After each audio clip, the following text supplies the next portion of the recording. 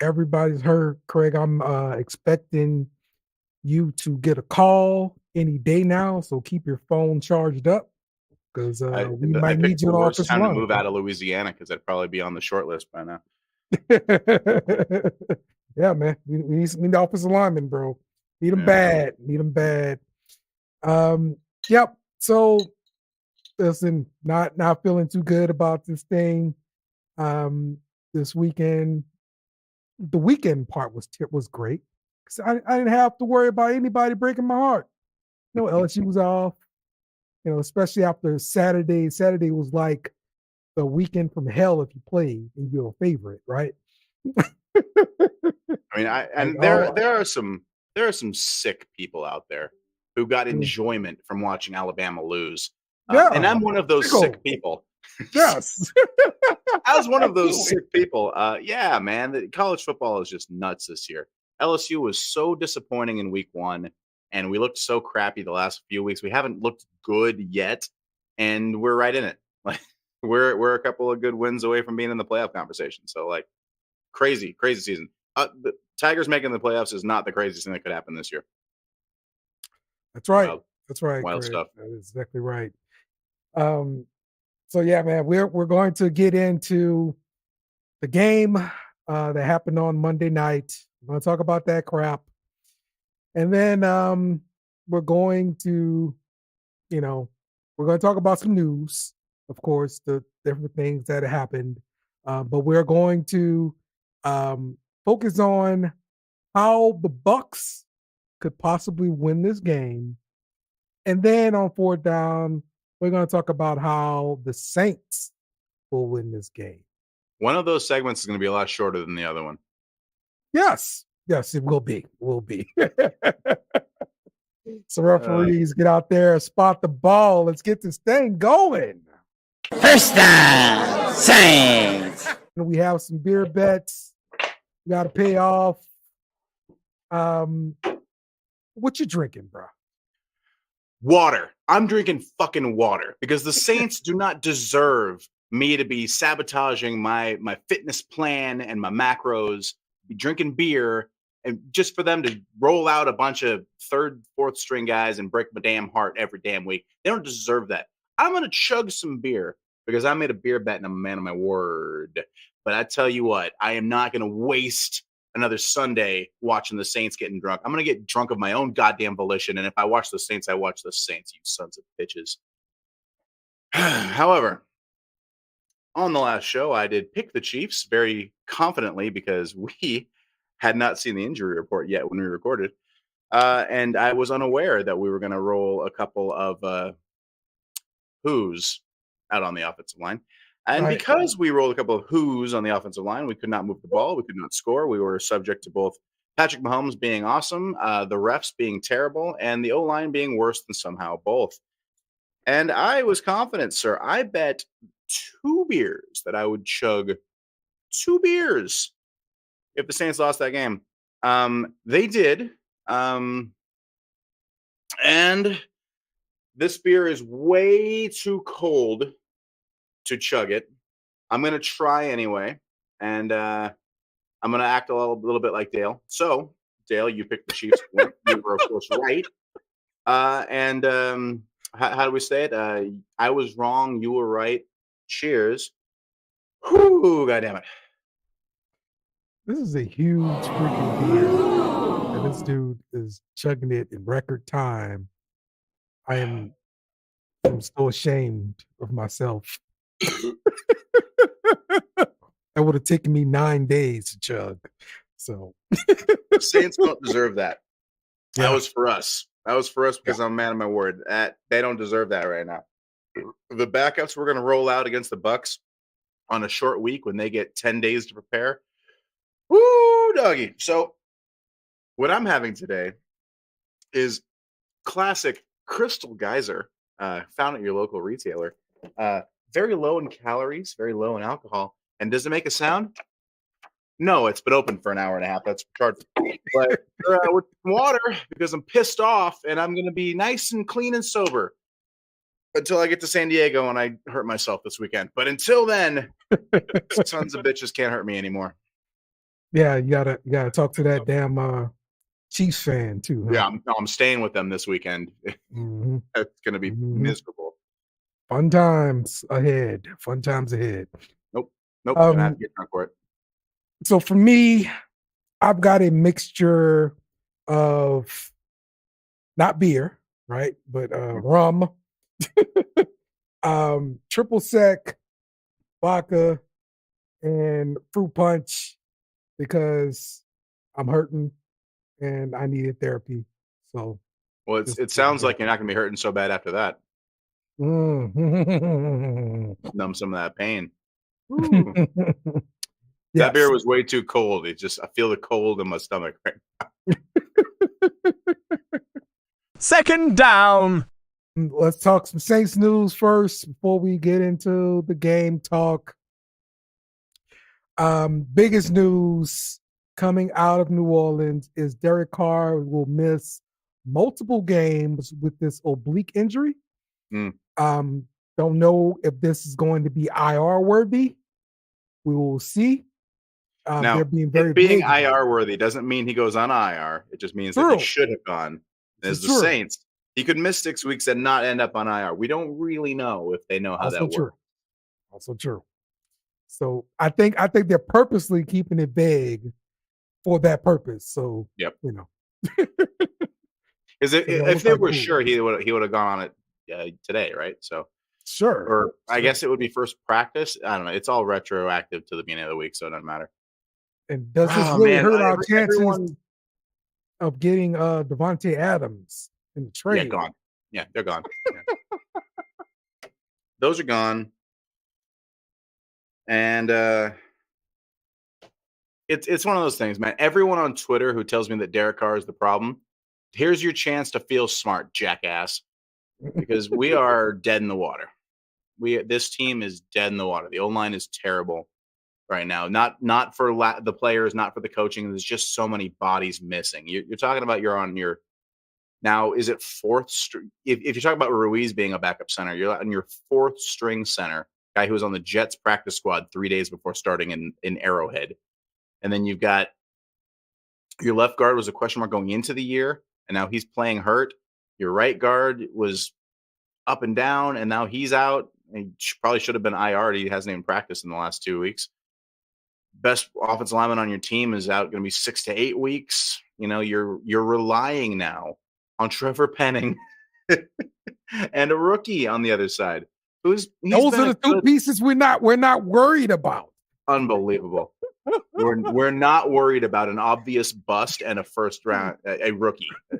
Just an injured rookie who's playing hurt with back problems. Yes. Yes. It is an app. I've never Yeah. seen anything like it. I have never seen a worse injury situation than the Saints this year. Never. Quarterback. Kamara was playing with broken ribs. Taysom Hill has got broken ribs. He's out. Olave had a hamstring, had to play hurt through. We're talking about the O-line is decimated top to bottom. Demario Davis missed the first game of his career through injury. Tyrann Mathieu had to leave a game injured. Peyton Turner is going to end up on IR when all is said and done. This team is I've never seen a team so wiped out by injuries. It's crazy. We went from 2-0 riding high Super Bowl aspirations, and Eric McCoy got hurt, and it snowballed, and everything is just falling off a cliff. It's remarkable. I have never felt this emotional roller coaster of fuck yeah, we're back. We're going to be in the Super Bowl to holy shit, just tank and get a draft pick. But we're there. We're at ready to tank. Like we're 5 games in and it's over. Quarterback's out, Lions out. Man, it's bad. It's dire. Bad, My God. It's always the worst case scenario when your quarterback is injured for more than one game. Mm-hmm. And yeah, so we have to do that on top of dealing with a offensive line put together with duct tape. So yeah, Packing tape, duct tape would be nice right about now. And the thing about it is, this is the worst case scenario for everyone who wants to fire Dennis Allen too, because he's going to get a mulligan for this. No one, Bill Belichick could walk in here and not win with this roster. No one is winning with this roster the way that it is, the way that it's hurt. So he's going to get a pass. I hope everyone is okay with that. Dennis Allen is back next year. It's happening. Congratulations. Light your cigars. Yep. I can actually see that happening. Let's go to our next bit of Saints news. A.T. Perry gets cut by the Saints. He goes unclaimed. And today we hear that he's signing with the Broncos practice squad. So disappointing. It's such flashes. Yeah. He seemed like such a steal in the draft. He had these flashes last year and then just couldn't get on the fucking field this year. And, and then we sneak him through waivers and back on the practice squad. Maybe there's still potential there. Now he's in Denver. Just as if Sean Payton didn't need anything else to cook some shit up for us. He's going to play us without our starting quarterback, with extra time to prepare, and with now our playbook, courtesy of A.T. Perry. Yes, absolutely. No, he doesn't get extra time. We're both on a short week that time. Whatever. I'm confusing my bullshit schedules. Yeah. But yeah, A.T. Perry goes to the Broncos, so we'll see what they can do with them. I know the move had to do with all of the injuries on the offensive line. We just needed an actual roster spot, and that was the guy that they decided to get the roster spot from. I have to imagine they offered to put him on the practice squad. Do you think they did that? Well, I mean, they did, right? They signed him to the practice squad, and Denver signed him off of our practice squad. No, he signed with the Denver practice squad. He went. I thought he signed with us, and then they stole him away. Whatever. Screw that guy. He went unclaimed, in after he got cut. So he decided to sign with the practice squad for Denver. So, yeah, that's his choice there. So, he wasn't here with Sean Payton, so he has no reason to pick Denver. Fuck that guy. He's dead to me now. Right. I hate him. Bust. That 6th round pick was a bust. Is that how that works? Yes. Son of a bitch. That's how it works. That's how it works. All right, let's talk about the game. We lost the game at Arrowhead. But the problem to me with that game was I never felt like we were going to win at all. Well, you don't drink as much as me, so I had a few moments where I thought we were gonna.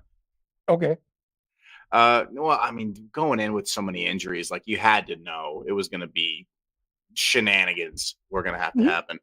And then, they just, the way they play offense is this dink and dunk thing. And if you bring everybody up, they throw it deep and they don't have to connect because the refs will throw a PI, they can hold for as long as they want. Doesn't matter. So it's just, you can't. How do you beat that team? How do you beat that team with the advantages they have built in? It's just, it's stupid. But I'd say when we hit Shaheed, I was like, there's a chance. Where's a chance? It was like watching last year's offense. It was nothing, deep ball, and it felt like that was the case again. And we won a few games doing that last year. So, there was a glimmer of hope in my drunk eyes. But yeah, it was just, the O-line was just not good enough in any facet. I think the defense probably did enough to win, but even then, they couldn't cover the tight ends. They were like 3 different tight ends that had 5 catches, something stupid like that. Just, if you can't control the middle of the field, what are you going to do? Yeah. Especially when they hold on every play. Every play. DA talked about the offensive line play for the Saints. This is what he had to say. I think those guys were in a tough situation. And I thought at times we held up pretty good. I thought in protection in particular, I thought we held up pretty good, at least early on in the game. We weren't probably as good as we needed to be later in the game. I don't think we got the movement on the line of scrimmage that we needed to be able to get the run game going. So that was a little bit disappointing. And, but that's it.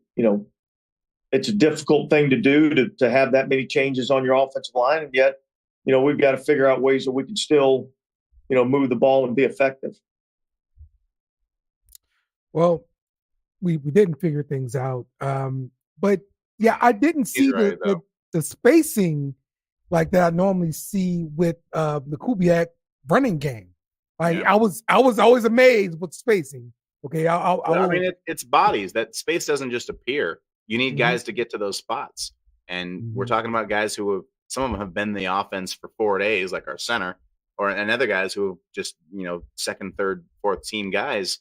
It's yeah. I mean, the system is great at hiding deficiencies in the O line. It makes average guys look good, but we don't even have average guys. We have bad guys who are trying to look average. mhm. It just doesn't have the horses. As much as I want to tell Dennis Allen to shut up every time he starts talking, he's right, man. They did the best. The guys that were on the field, that they did the best they could. They did hold up in protection decently. There were a couple of solid pockets that Derek Carr bailed out of immediately and started throwing fucking rainbows to the defense. But yeah, I don't know what more you could ask of these, like you said, guys off the street, basically. There was a Right. guy who was packed up with his bags to fly to London to be on the Jets, and he grabbed him off the Jets practice squad, and he starts a game in Yeah. Arrowhead 3 days later. That's just you're not going to win games like that. You're not. So talk to me about when the Chiefs would send these zero blitzes at Carr, and you don't have enough people to block them. So one guy's coming free, but the answer that the offense always has to these zero blitzes is go deep. Why can't we get So, a slant? Give me something quick. so Hot normal routes. offenses that are good. There's a dump off. There's a safety valve. There's a back release. There's quick out slants. Like you said. But we're not set up for that because we're in this Kubiak offense, which is run, run, run, play action. We had 4 play action passes in that game. We completely got away from the whole offense. Because It we was couldn't weird. run the ball at all. But statistically, you can run play action without effectively running the ball. There are stats to show that it still helps to run play action, even if you're not effectively running. And we just got away from it completely. I don't know if we were overthinking or if we were underthinking because we're stupid. Man, it didn't look like the same offense as weeks 1, 2, and 4. It looked a lot like the offense from week 3, where we just couldn't block anyone on the interior. Oh man, this is gonna be a long season, guys. But one thing I will say is when Derek Carr was under that pressure and he threw up those, I call them YOLO balls because it's low percentage pass. But a couple of those suckers were on the money. The Tipton had one right through his hand. Yes. Tipton had one go right through his hands. Right through his hands. The deep one to Shaheed. Shaheed stopped for some reason. Yep. As much as we want to bag on Derek Carr, and that pick that Derek Carr threw was terrible. Oh yeah, terrible. I mean, just take the sack. Just take the sack right there. Like, guys in his face, he knew it was going to be the way on that. That was a terrible throw. I am not defending that throw. He missed some throws in that game, but he made some fucking great throws. He hung in there in pressure. He battled, and then he got hurt. He literally gave up his body for the team. And people are going to throw him on and be like, oh, well, Derek Carr's out, so we're going to be fine now. The fuck you are, because you're going to watch Jake Haener against the Bucs defense this week, and I hope you fucking feel really good about Derek Carr after that, you sons of bitches. I'm telling you, those zero blitzes, bro. Like we better come up with something for it because we're gonna see it a lot more, especially with the young quarterback in there. And I don't want to get to Rattler, because then it means Haener got hurt. Yep. And I'm sending him a rookie after 2 of my quarterbacks got hurt. Like he's gonna pick up very bad habits. It's gonna be atrocious. Elephant in the room for our listeners. It's gonna be Jake Haener. They're not gonna throw Rattler behind that line and ruin his career. For nothing. It's a short week. There's an argument that could be made that maybe you get a short week with the with the Bucs and then the Broncos, and then you have that extra long stretch because there's the Thursday night and then the next game is a Sunday. There's an argument to be made that you could try Rattler with that more time. Maybe you get some O-line pieces back, but throwing Rattler out on a short week like this is the perfect way to ruin him forever and any chance that he's the future franchise guy. Do not do that to him. Jake Haener's the backup right now. He's the backup because he knows how to do the shit. because he can come in and run the system. And don't put that on Rattler. Let Rattler be the future. Don't let him captain this sinking ship right now. Let Hayner go down with the ship right now, and we can worry about Rattler when we have some more pieces to work with. Yesterday, well, on Monday, there were 32 targets to different receivers. This is running backs, tight ends, wide receivers, right? Don't say it. Don't say it. Only 4 times out of that 32 was the ball coming to Chris Olave's direction. Oh, my God. Do we have a problem? Yes. The problem is called they double covered Olave the whole game, and no one else can fucking catch the ball. Olave is a great player, but you don't want to force it to anybody. But you got to get your playmakers CeeDee Lamb involved. gets doubled, right? What's that? CeeDee Lamb gets doubled, right? Yeah, CeeDee Lamb. Well, CeeDee Lamb's better than Chris Olave. All right. I think Olave is great. Olave is not Tyreek Hill, Devontae Adams, and CeeDee Lamb. He's not that guy. He's our number Jefferson. one He's guy. Jamar Chase. He's our number one guy. That doesn't mean Right. that he's a top 5 guy. He's our number one guy. I mean, I would just like to see our number one guy be a number one guy and demand targets. His target share is so low. I mean, but how do you want to go about that? Do you want the offense to change to force the ball to him, or do you want him in the locker room saying that closed mouths don't get fed? I mean, how do we address that? No, I believe that you need to get open to demand the ball, and right now he's not getting open from. No. And I'm just judging it by what I'm seeing on the field. The actual target share, like 4 targets out of 32, bro. Yeah. Like he's not getting open, and regardless if it's a double team or whatever, man, like you got to find a way to get open and demand targets. The offense. I think it's an expectation problem. If you want him to be Justin Jefferson, he's not. If you want Derek Carr to be Drew Brees, he's not. This kind of stuff. I mean, if you want Kamara to be 2020 Kamara, he's not. If you want Cam Jordan to be vintage Cam Jordan, he's not. This team isn't what we want it to be. We have to adjust. Olave is not the break the game open, beat double coverage, and get 20 catches. He's not going to do that. So his contract's coming up. He's going to have the 5th-year option. I'm pretty sure you're going to do that. And then he'll hold out for a contract because that's what everybody does now. I mean, after the 5th-year option, like, are you looking to pay him $25 million a year, $30 million a year? Because this is the going rate for number one receiver. If you don't, you have nothing. Was the problem. But man, to me, it's no. I mean, he makes fantastic catches sometimes, but then he disappears for 3 weeks in a row. So I mean, I'm an O-lineman. I like to run the ball. I want to put money on O-line and running back and pounding people and paying guys to play defense. I don't want to waste money on wide receivers. That's where my head's at. If Olave ascends and he figures his shit out and he becomes one of those top 5, Jamar Chase type guys, yeah, fuck yeah, pay the guy. Those don't come around too often, but I don't see him being that guy. And you have to factor in the offense. You have to factor in his quarterbacks. He was catching passes from Andy Dalton. He was catching passes from Derek Carr last year when we had Pete Carmichael's offense, and now he's catching passes in an offense that is very much run first.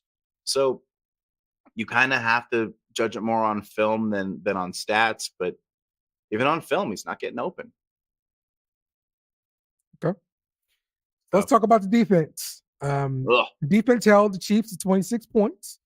But we saw Kareem Hunt get 102 yards and a touchdown on the ground. He's washed as fuck, and that's embarrassing. Yeah. I mean, Patrick Mahomes did his thing, 331 yards, no touchdowns, 1 interception. He did take 2 sacks. But some of the crap he was doing in the pocket was ridiculous. Like, we could not. I hate it so much. Down. And I think about our defense. It's not that we struggle with running quarterbacks. It's that we struggle with off-script quarterbacks. So the play, snap, read, possession, boom, our defense is solid. We're locked down. And as soon as it breaks down and it's all ad libs and running out of the pocket and making shit happen, that's when we fail. Every time, every quarterback. And Patrick Mahomes is the best in the world, probably ever, at doing exactly that. So it was always a bad matchup, you know? Why can't anyone stop those underneath routes? Just these little crossers that are 10 yards away from the nearest defender. They do it to everyone. It's not just us. They do it to everyone, Right. and no one can cover it. And I don't know what the fuck is going on. Well, for us, we got a problem getting caught in man defense on these crossers, and that's how we keep getting burned by it. Yeah. I didn't go back to look at the Juju Smith shoots for coverage, but I'm pretty sure we were in some kind of man. Oh, that is. We're in man. Honey Badger was in coverage. He fell down. Oh, Juju caught the middle, wide open. one of our players just fell down or ran into each other on a huge play. That never happens to us. That's what except for every week. Yes. This happens every week. Every Get caught week. in man defense, one person fails, and the crap collapses. So, yeah. It's just so frustrating. And it's so frustrating. Those are long developing, slow plays, you know? And he has all day to throw because everyone on that line is allowed to hold for as much as they want. Just bear hug people. Oh, but they threw a couple of flags. So those Chiefs fans are going to say, oh, it's fine. No, they threw some flags. Oh, Patrick Mahomes has the most touchdowns called back on holds. He did one in that game. He saw he threw a touchdown. They called it back. Yeah, dude, he was mauling the guy, and he had been for the entire drive. Of course, he eventually gets one thrown on him, jackass. It's just the most ridiculous. People trying to defend the Chiefs not getting fucking golden horseshoes shoved up their ass by the refs are absolutely out of their goddamn mind. Yeah, and that damn right tackle, bro, that dude is off sides a lot. I mean, it false starts a lot, bro. Like, for real. Right. There's video of the defensive holding on a running play that they called on Granderson where he wasn't even touching anybody and he gives them a first down. And what would it? Yes. Like, it's just total phantom. And again, it's not just the flags you throw, it's the flags you don't throw. And man, I had heard anecdotally and just watching highlights, I knew that the Chiefs got away with some shit. But watching that game, man. Yeah, when you watch it for yourself, man, you see exactly what people are talking about. It legitimately makes me not want to watch football. It feels rigged. And it's like, how do you hope that your team wins if you know you don't get a fair chance? Like, what is this, a presidential election? It's all bullshit.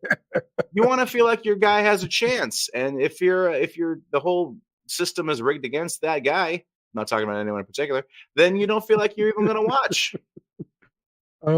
So we talked about the crossing patterns, but also the deep ball with PI has been hurting the Saints, in particular, Paulson Adebo, and DA talked about that. I think he, like a lot of guys on our team, have a lot of improving to do, and that's what we've got to work hard to continue to do and continue to get better. He's played a lot of good football for us, and I think us as a team overall, I think we've got to improve. So shut up, Dennis Allen. Adebo would be stride for stride with the guy in perfect position, and then tackle him. And then something happens. He freaks out and interferes. Like, what the hell, bro? Look, I mean, man, Adebo is a better than average corner who provides good man coverage. He's big and he's physical, so part of his game does lend himself to pass interference. So he commits a lot of them. He gets called for a lot of them. And we're playing a team with these itchy trigger finger referees that are just waiting for something to fucking just throw the goddamn flag. It was a perfect storm, man. It was always going to happen. I don't remember. I drank a lot and don't remember how many times it happened, but I'm sure it was more than once. But that's the plan. You throw underneath crossers when you start bringing people up, you throw it deep, and even if you don't connect, they're going to throw a flag. So, fuck it, just do it anyway. Yeah. That works against the Saints every week. This is the worst officiating I've seen since the no call. Absolutely appalling. Just fucking and abomination. Again, I don't want to watch football anymore after seeing stuff like that. It makes me think like that it's not, your team doesn't have a chance. They've decided who's supposed to win, and that's what's going to happen. It's disgusting. The special teams, we saw Groupie miss a extra point. Yeah. Think they'll bring in any kickers or anything like that? Nah. I mean, it Okay. happens. Now, since they moved them back, they're not automatic anymore. I don't expect any kicker movements. Kicker is like 95th on the list of bullshit we got to fix. Mhm. Punter Yeah. looks good. Highball had a pretty I good game. like, Highball, honestly, Hayball. I have no complaints about Hayball, man. No, Like, he looked good, right? he boomed a couple, and I'm like, Yeah. somebody's asking me, what happened to Headley? I'm like, I don't know, and I don't care. Because Right. Headley ain't here now. Like, I'm not worried about Putter right now. This is a No, great feeling. I was that is my positive takeaway, is that Yeah. my two positive takeaways is that Alontae Taylor is a dude. Alontae Taylor is a dude, and our new punter is better than our old punter. All right, I'll So, take it. along those lines of talking about Alontae Taylor, we brought up Paulson Adebo. Hmm. How good do you feel about letting go of Marshawn Lattimore after this Well, I season? feel a whole lot better about letting go of Paulson Adebo than I do about letting go of Marshawn Lattimore. Okay. Look, I think it's tough. Adebo's younger. Lattimore is longer in the tooth. He's shown some malcontentment. When he was younger, he didn't want to, put in the work, yada, yada, yada.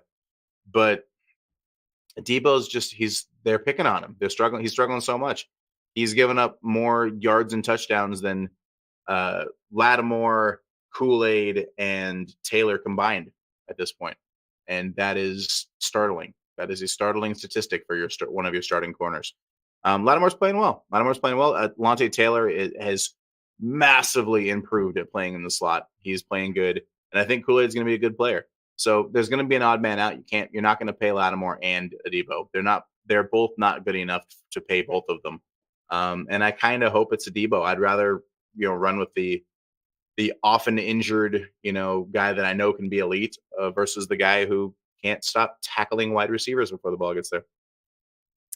But Adebo had some good stretches where, he like, did. we He was really thought, good last year. Yeah. right? We thought he was like, oh, it's our number one corner here. Like, we can let So, go of Lattimore. Adebo is massively dependent on the officiating because he plays super physical and he gets a ton of interceptions, a ton of pass breakups because he plays. He's very much that old Seattle Legion of Boom style of corner. He tackles really well. He's aggressive when the ball's in the air, but he's aggressive when the ball's in the air. So if you have an officiating crew that lets that kind of shit happen, he's great. And he has a great season, And if you have crews out there that are, paid by the Chiefs or Taylor Swift or who the fuck, then yeah, he's going to get mauled. He's going to get his ass kicked. And this year he's been on the wrong end of a lot of that. Yeah, for sure, man. Well, we'll see if the Saints can get this thing together. Is there anything else that I didn't bring up in the game that you wanted to talk about? Well, that I hope all of our livers survive the second half of this year. We've also seen a lot of Joe Hendry on NXT television, and not only have we seen him on NXT television, he's like being in prime spots. WWE has to like buy him out or something, right? I don't know, man. They're playing it perfectly. They're playing it perfectly. He gets all access to the PC. He's doing meet and greets. He's doing autograph signings. I think they're playing it perfectly. And he's still being employed by TNA. We know that his contract ain't up for another few years, so they're playing it perfectly, and everybody's winning. Joe Hendry wins, WWE wins, TNA wins, NXT wins, Shawn Michaels wins, Triple H wins. Everybody's eating.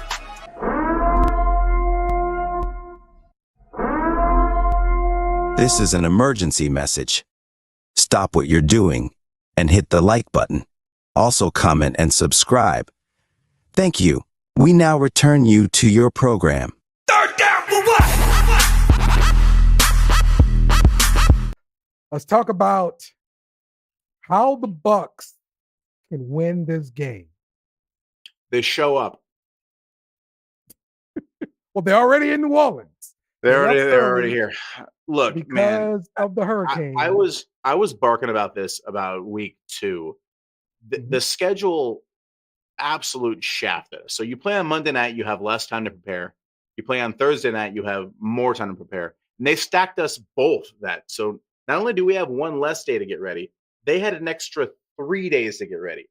4 days is usually the normal practice stretch for a team. You're literally doubling the amount of prep time that the Buccaneers get than us.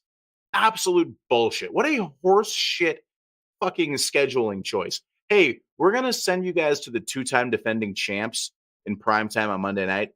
And then on a short week, we're going to give you your division rival who's been sitting around watching you and practicing for you for the last 3 days.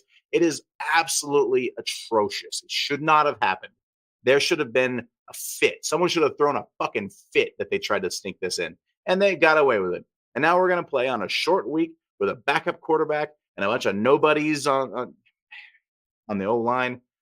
Keep waiting for my phone to start ringing. It's probably those spam likely calls that I keep declining. And it's bad, man. It is a horrible combination of things. So what do the Buccaneers have to do to win? They got to show up, they got to run the football, and they got to let their front seven just eat. Just eat on our demoralized and demolished O-line and eat up on Jake Haener and not leave any running lanes for Alvin Kamara. I don't even know if Henry Miller's going to play. He might be dead at this point. Who gives a fuck? It's bad, man. It's a bad situation. There is no way the Buccaneers should lose this game. The Bucs have some injuries too. Shut up. Shut your mouth. That's all I heard Monday night. Oh, the Chiefs have some injuries at weapons. Shut your fucking mouth. They have an offensive line. It'd be nice. I wish we had an offensive line. Shut up. Yeah. Looking at the Bucs running game, they struggle a lot in the run. They're 20th in the NFL in run. That's enough. 108 yards a game. But look, I know watching Rachaad White as a fantasy player, and he's on my team, I want him to do well. Well, look, Rachaad White has been struggling to run the ball. And I'm talking about the first person that looks at him, he goes down. We'll start him this week because that won't be the case. Now, his backup, Bucky, is rookie from Oregon. And he does have a little wiggle to him, but he's still a small back. And so he can't break a lot of tackles. But if he does manage to get through the first wave, he's got some wiggle to him and he can move. So don't let him as go. You know, of our top 3 linebackers, we have Demario Davis, who's a little slower, but a good player. And our 2 faster linebackers, Pete Werner and Randall Gay. They're both out. Yes. So your speed back is going to turn a lot of corners this week. Just like they did last week. I will say, noticing in the game, and this is without watching any film or anything like that, I will say Anthony Orji was around plays, but not making plays. The Cam Jordan special. So yes, that has to be thought about there. Yep. I'm concerned about their passing game, of course, because they've got Baker back there. He's looking pretty good this year. He's thrown 2 interceptions, 11 touchdowns so far this season. Wow, that's good. But Chris Godwin is still there. He's still contributing. He's put up 3 touchdowns so far. And of course, they've still got Mike Evans. No. Which I assume Marshawn Lattimore is going to be on him to continue the saga of Evans versus Lattimore. Yeah, Godwin might eat us up, but Evans ain't going to do shit. Yeah. Marshawn's going to erase him. I ain't worried about that. That's like the only part of this game that I think we're gonna be fine. Unless Marshawn gets hurt in the first quarter, because everyone's getting hurt. What are we even doing here, guys? It's also possible. Look, I don't know enough about sports science to be like, well, less injuries will happen if we do this, this, and that.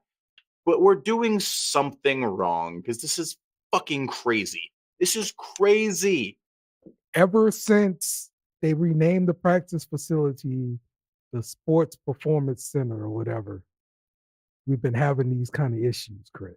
Look, man, New Orleans is a spooky place. All right, there's a lot of vibes, a lot of energy, and maybe something dumb like changing the name of a building, put a little bit of that dust on us, and I don't like it because now everyone's getting hurt, and this is the 6th year in a row we've had a major quarterback injury. There you go. We had 6 years. All the way back to when Breeze was here. He was missing games, getting hurt. We had Jameis Winston getting real bad hurt. Last year, Carr was concussed and playing through it like shit. No, this year he can't even tough it out, and he wanted to. So it's man, what are we doing? What are we doing? What are we doing wrong that everyone else is doing right? It's very frustrating. Breaking news from the BS and Beer news desk.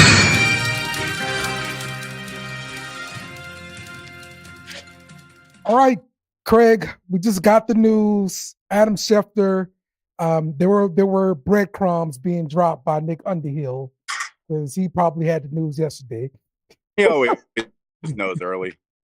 Yes, but the news is Spencer Rattler will be the starting quarterback versus the Bucs. We just did a whole show where we talked about Jake Haener being the starting quarterback. How does this change things for you, Craig? You know what, man? I hate it. I hate it so much because I don't hate it for this week. I hate it for his future. Yes. To me, this is a Derek Carr. This is a Dennis Allen was trying to save his job situation now because he knows that if this season just falls apart and he's got Rattler on the bench and doesn't use him, that's his fault. And now he's going to put Rattler in a terrible situation with a terrible O-line on a short week against a defensive mastermind, and he's going to get killed. And it's horrible. And I hate it for his future. But objectively, it's a lot more exciting. Yeah, as a fan, it's going to be more exciting to watch for sure. Now you're going to get your popcorn ready for sure. Even if you were down, well, we're going to lose this game, where it's like, hey, let's see what the Rook's going to do. You know what I mean? Yeah, as long as our line doesn't get him killed. That's the concern because we're playing with a bunch of backups in the O-line. Maybe Ruiz comes back this week. Nah, not going to happen. No? He should have been IR'd. He would have been at DNP today on Wednesday. Okay. Yeah. So, but yeah, I have the same concern. The kid's mechanics, I think, are going to be shot because he's going to develop bad habits because he's going to be running for his life. Now, I see him running. There's an argument to be made that his O-line at South Carolina was terrible, and that a lot of his success was broken plays and getting out of the pocket and whatnot. So maybe that's what they're thinking, is if Carr and Haener are pocket guys and Rattler can make something happen, then maybe that's the plan. I hate it. I hate it for the future. So I know it's a little bright. I'm not in the studio today. I'm out in the beautiful Southern California sun. Yeah, looks good out there, man. Looks good out there. But I don't like it. I don't like the move at all. I'm gonna watch. I'm gonna be excited. I would have a different score prediction than we picked on the show probably, but I don't like it. Yeah. Okay, so how does this change your prediction for the game? I think we hit a deep ball. I think we probably score a touchdown. I don't think we win. I think they're gonna put him in bad situations. He's gonna make mistakes. He's a rookie. He's a gunslinger. Both of those things mean turnovers, and that's what's going to happen. It's going to be maybe a more lopsided loss, but more fun to watch. Okay, new beer bet, Craig. How about Rattler more touchdowns than interceptions? I'll take that bet. Okay, I'll take that bet. I think they're putting him in the worst possible situation. Good defense, short week, banged up O-line, non-existent running game. Yeah, okay, yes, deal. All right, that's a beer bet. We got it. All right, so this is our little breaking take before we drop the beer run because we're going to talk a lot about Jake Haener on the beer run. Yep. Sorry. Attack this on the show. So whatever we say on the show, we're smarter now than we were when we recorded. There we go. All right, thanks, Craig. Later, buddy. They're going to go for it here on 4th down. Let's talk about how the Saints can win this game, Craig. Well, we need our O-line to get a little bit healthier. So Ruiz has to turn a corner and play. Mhm. We need the O-line to be healthier because we need to run the ball. We need to protect Jake Haener. I don't think that there's a path to us winning this week. It's such a bad matchup. They've had so long to prepare. They're going to be so well rested. We're so banged up. We are so injured. We have a backup quarterback in his first career start. It's all bad, man. This is a terrible matchup. If we're going to win it, you're going to win it by playing awesome fucking defense, getting a couple of turnovers, and running the football. That's the only path. It's the only way. That's the only recipe that makes this happen. Yes. Maybe we get Ruiz back. Now, does Ruiz go back in that right guard or does he go in that center?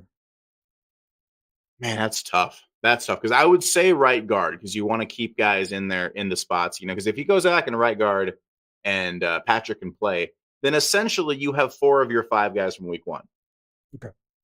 Maybe that's good, maybe that's bad, but probably, man, if we're still talking about that practice squad guy from the Jets, then maybe you got to put him at center. You got to trust Landon Young at right guard more than I don't even remember his name. I don't remember his name starting at center for us. That's a bad sign. I'm a center, Right. and I don't remember the center's name.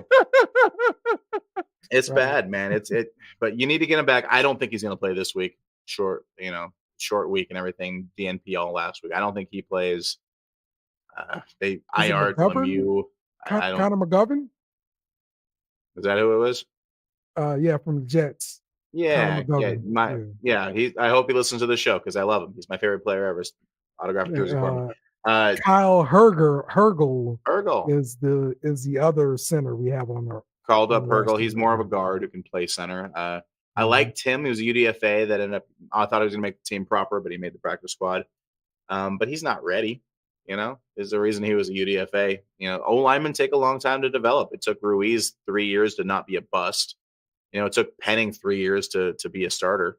Now we're relying on him. So what does that tell you? So I mean, it's tough, man.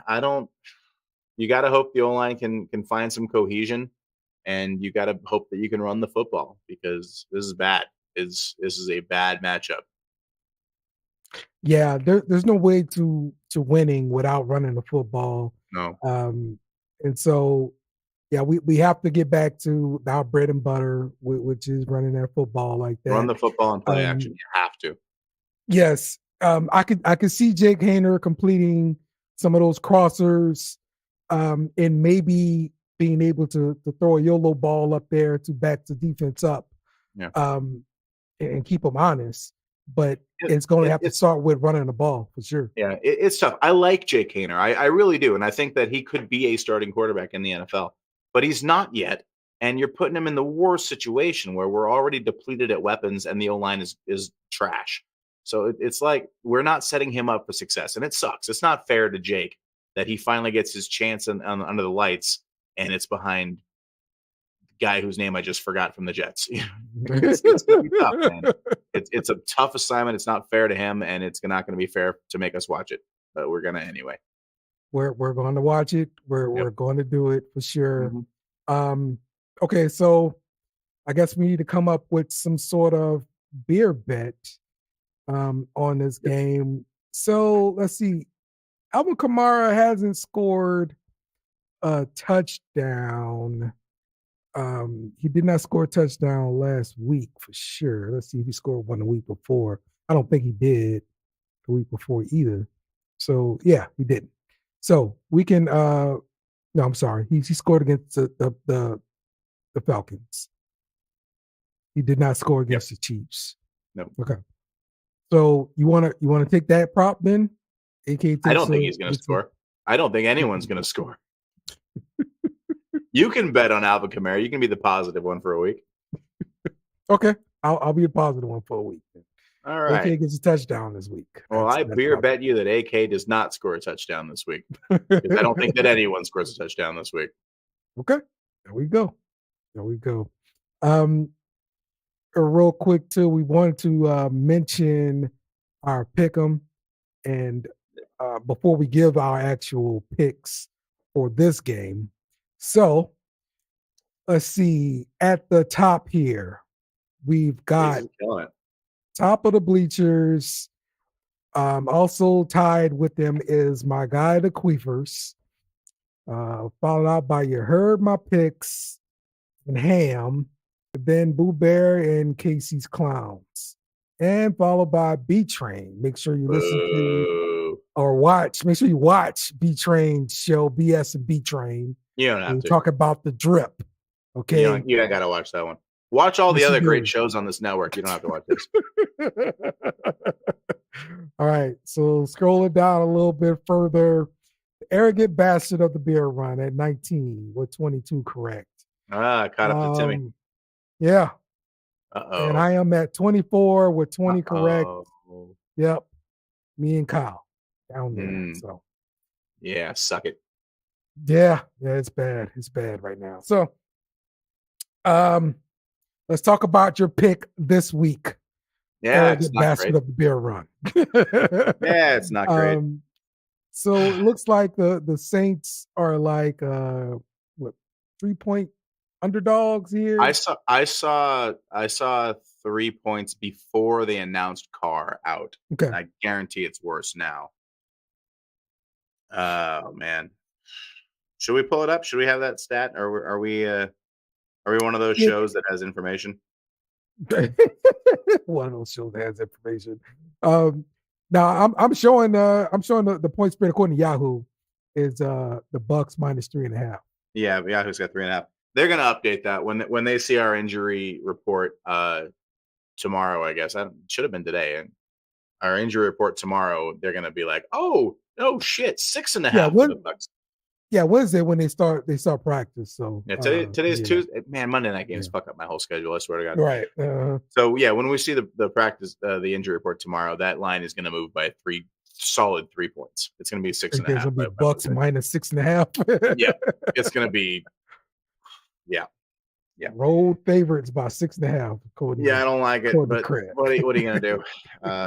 So I am very optimistic most of the time.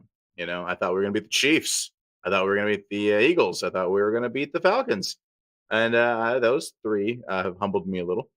Yeah, man, I was at the top of the mountain when we beat the Cowboys, and I was like, yeah, no, this is a real team. We're legit. And then everyone got hurt. And I still think that this is a legit team with legit coaching.